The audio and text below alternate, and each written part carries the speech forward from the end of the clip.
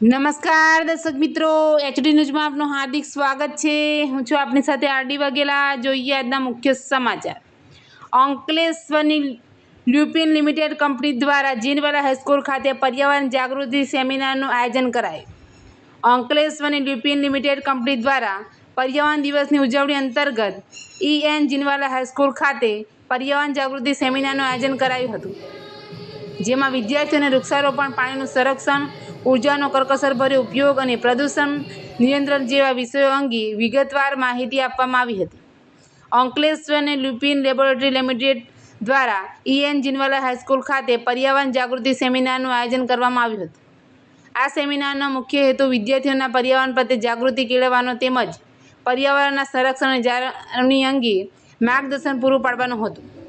કાર્યક્રમ દરમિયાન લ્યુપિન કંપનીના નિષ્ણાતોએ વિદ્યાર્થીઓને વૃક્ષારોપણ, પાણીનું સંરક્ષણ, ઉર્જાનો કરકસરભર્યો ઉપયોગ અને પ્રદૂષણ નિયંત્રણ જેવા વિષયો અંગે વિગતવાર માહિતી આપી હતી।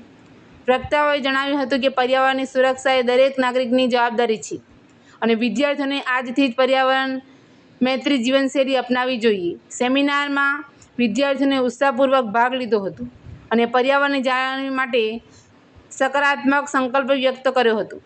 કાર્યક્રમના અંતે લ્યુપિન લેબોરેટરીનો આભાર વ્યક્ત કરવામાં આવ્યો હતો અને આવી જાગૃતિ મૂલ્ય પ્રવૃત્તિઓ ભવિષ્યમાં પણ યોજાતી રહે તેવી આશા વ્યક્ત કરવામાં આવી હતી।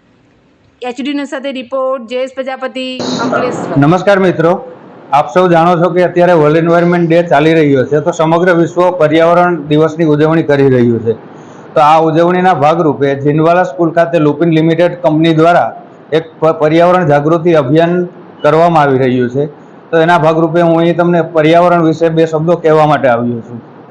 આપણે પર્યાવરણની જાગૃતિ માટે બાળકોમાં જાગૃતિ આવે એના માટે થઈને આપણે વૃક્ષો વાવીએ, પાણીનું જતન કરીએ, વધારાનો પાણીનો બગાડ ના કરીએ અને પ્લાસ્ટિકનો ઉપયોગ ના કરીએ।